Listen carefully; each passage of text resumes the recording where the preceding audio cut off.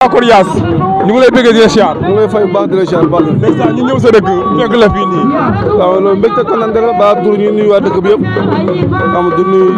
monde entier yëpp du nuyu suñu mbokk séeréer bu baax a baax te nit ki amoo lu cosaan waaw du nuyu sama mbokk yu baax du nuyu waa Bawol yi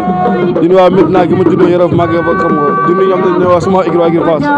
du nuyu maa ñëpp du nuyu waa dëkk bu baax di leen ñaanal jàmm salaam daal. ndeysaan Moussa Ndiafate amateur yu bëri laaj ci ana Moussa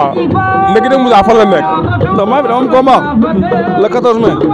yaakaar man ama seen senior di si sakku ñaan sama mbokk séeréer yu baax ñaan ma si baax ñoom ndam du rëy la ak Sine Saloum. ndeysaan kon donc amateur mën nañu xaar Moussa après combat mu def retour. non xam nga tam mbaxat moom sama kilifa yi moo ko tere ba lisaan bu ma dara quoi xam nga combat tere moom tamit sama kilifa yi ñoo ma tere mbaxat xam nga te ndi nga amal lu say kilifa quoi vraiment. ndeysaan gannaaw loolu ñu ñëw sa dëkk fii nga xam ne mooy Ndiafate nga defi animation bu doy waar nga dugg si public bi taxaw mel ni namoon nañ la lool. waaw mais trop wax dëgg yàlla parce que lii moom damay fàttali lu bëri quoi parce que fii laa débuté xam nga fii laa débuté benn nag xam nga 25000 35000 ba tey sant yàlla quoi vraiment daal xam nga daal waaw di ñaan yàlla tamit xam nga rek jàmm am fi xam nga lamb di nekk luy continuer tamit continuer sax at ñu koy tëgg mu nekk lamb di réussir trop lool. d'accord Moussa question bu ñu am rek mooy sa diggante Eumeu Sène Junior mu nekk sa adversaire de potentiel mu mel ni Eumeu Sène dugg na ci biir mbër yi nga xam ne jaar nañ bëre simple am fa ndam mais Moussa lan la war a mën a indi ci côté boobu noonu. non man moom moo li ma sax suuna rek man sama yoon laa nekk wax ci kii ku taxaw sama yoon incha allah dinaa la effacé continuer sama yoon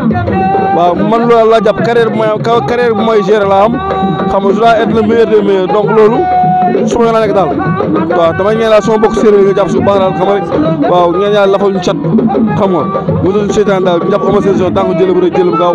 ak seen naa Mohamed incha allah jaab kay waaw ñuy kontaan si yow bu baax a baax Gandoul TV ak Mbouloum ñoo fi ñëwoon ci reportage sa dëkk fekk la fi nag mu nekk occasion ñu kontaan loolu ñëw sa dëkk fekk la fii ndeysaan au retour lan nga wax TV yi nga xam ne ñoom nekk si àll bi di wut ay information saa su ne di ko jox amateur yi. non macha allah parce que yombal na lu bëri parce que ñun tey mën na nekk Dakar mais à travers yéen li nga xam ne xew si dëkk bi yëpp parce que ñu bëri ñu ngi nekk ci àll bi fu ne fu monde bi mooy da leen seetaan di rafetlu seen liggéey bu baax